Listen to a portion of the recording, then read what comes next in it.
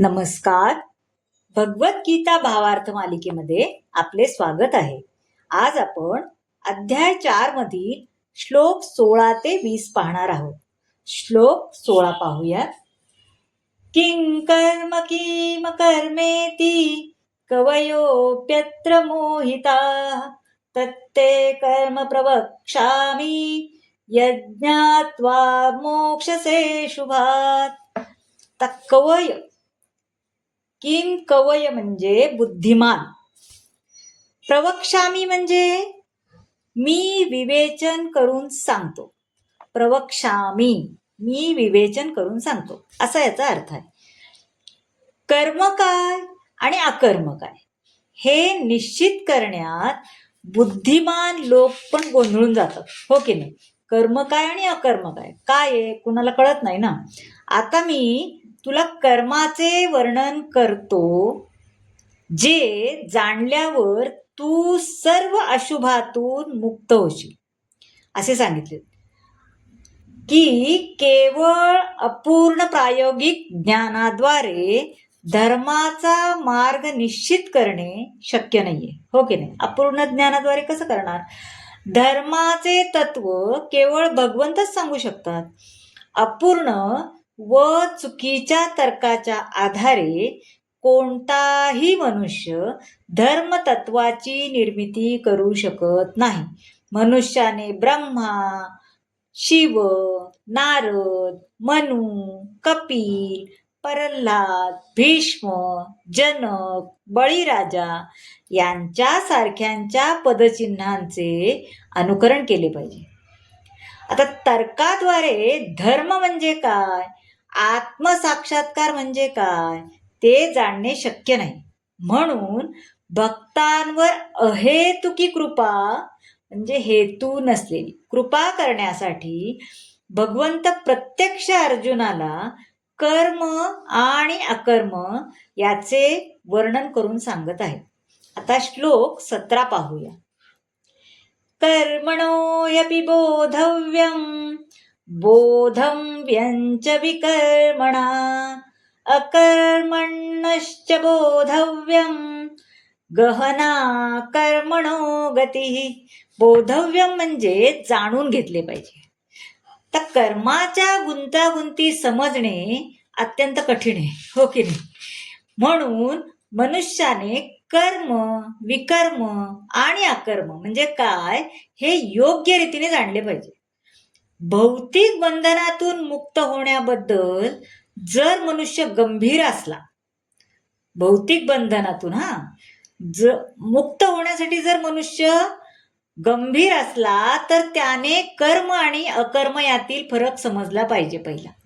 म्हणजे कर्म केल्यानंतर मिळणारे कर्मफल आणि विकर्म यांचे स्वतः पृथक्करण करण्याचा प्रयत्न केला पाहिजे. म्हणजे चांगले काय, वाईट काय, हे केल्यानंतर काय, ते केल्यानंतर काय असे करणे म्हणजे साक्षात भगवंताकडून ज्ञानप्राप्ती केल्यासारखेच आहे असं सांगितलेलं आहे. आता श्लोक 18 पाहूया. कर्मण्य कर्म यत् पश्येद कर्मणी च कर्म यः स बुद्धिमान मनुष्येषु सयुक्ता कृत्सन कर्मकृत. आता जो कर्मात अकर्म पाहतो आणि अकर्मात कर्म पाहतो, बघा कसं सांगितले. जो कर्मात अकर्म पाहतो आणि अकर्मात कर्म पाहतो तो बुद्धिमान मनुष्य होय. आणि जरी तो सर्व प्रकारच्या कर्मामध्ये मग्न असला तरी तो दिव्य स्तरावर स्थित आहे. कृष्ण भावना युक्त कर्म करणारा मनुष्य स्वाभाविकपणे कर्मबंधनातून मुक्त असतो. तो आपला कर्म म्हणजे कसं श्रीकृष्णासाठीच करतो, श्रीकृष्णा प्रित्यर्थ करतो. त्यामुळे त्याला केलेल्या कर्माच्या परिणामांसाठी सुख अथवा दुःख भोगावी लागत नाही. भगवंताचे साकार रूप जाणणारा मनुष्य निश्चितपणे जाणतो आपले स्वरूप म्हणजे आपण भगवंताचे नित्य सेवक आहे. त्यामुळे तो कृष्ण भावना भावित कर्मामध्ये संलग्न राहतो आणि त्यामुळे त्याला दिव्य आनंदाचीच प्राप्ती मिळते. श्रीकृष्णाची नित्यसेवा करण्याच्या जाणीवेमुळे मनुष्य सर्व प्रकारच्या कर्मबंधनातून मुक्त होतो. आता श्लोक 19 पाहूया. यस्य सर्वा समारंभा कामसंकल्पवर्जिता ज्ञानाग्निदग्ध कर्माणं तमाहु पंडितं बुधा. आता ज्याचे प्रत्येक प्रयत्न, पहा कसं सांगितले, ज्याचे प्रत्येक प्रयत्न इंद्रिय तृप्तीच्या इच्छेविरहित आहे तो पूर्ण ज्ञानामध्ये स्थित आहे असे जाणावे. साधू पुरुषांच्या मते या प्रकारे कर्म करणाऱ्या मनुष्याचे कर्मफल अग्निरूपी पूर्ण ज्ञानाद्वारे जळून भस्म झाले आहे.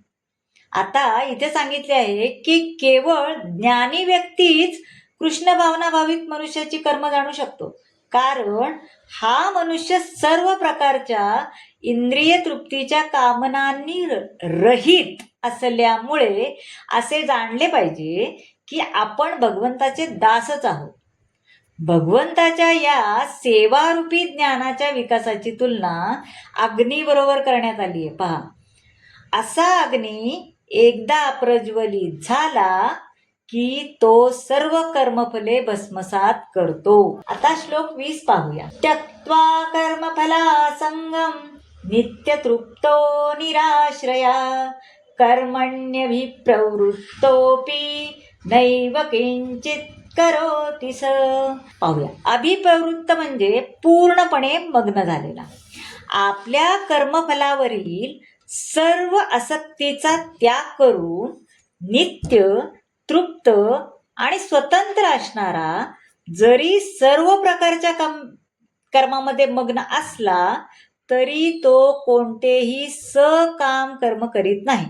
आता असे म्हटले आहे की जेव्हा मनुष्य सर्व काही श्रीकृष्णा प्रित्यर्थ करतो तेव्हाच तो कर्मबंधनातून मुक्त होतो, कारण तो भगवंतावरील विशुद्ध प्रेमामुळेच कर्म करतो. त्याला कोणत्याही कर्मफलाचे आकर्षण नसते. तो स्वतःचा अगदी चरितार्थ प्राप्त करण्यामध्ये सुद्धा आसक्त नसतो. आपल्याकडे असलेल्या वस्तूंचे रक्षण करण्यातही तो उत्सुक नसतो. तो आपले कुवतीनुसार कर्तव्य पार पाडतो आणि बाकी सर्व श्रीकृष्णावर सोपवतो. असा अनासक्त मनुष्य चांगल्या अथवा वाईट कर्मफलापासून मुक्त असतो, जणू काही त्याने काहीच केले नाही असं करतो तो. तर मंडळी, कसा वाटला आजचा भाग नक्की सांगा. मला तर खरंच खूप आवडला. तुम्हाला कसा वाटला ते नक्की सांगा. कमेंटद्वारे व्यक्त व्हा. तुम्ही चॅनलला लाईक करा, शेअर करा, सबस्क्राईब करा. भेटूया पुढच्या भागात. धन्यवाद.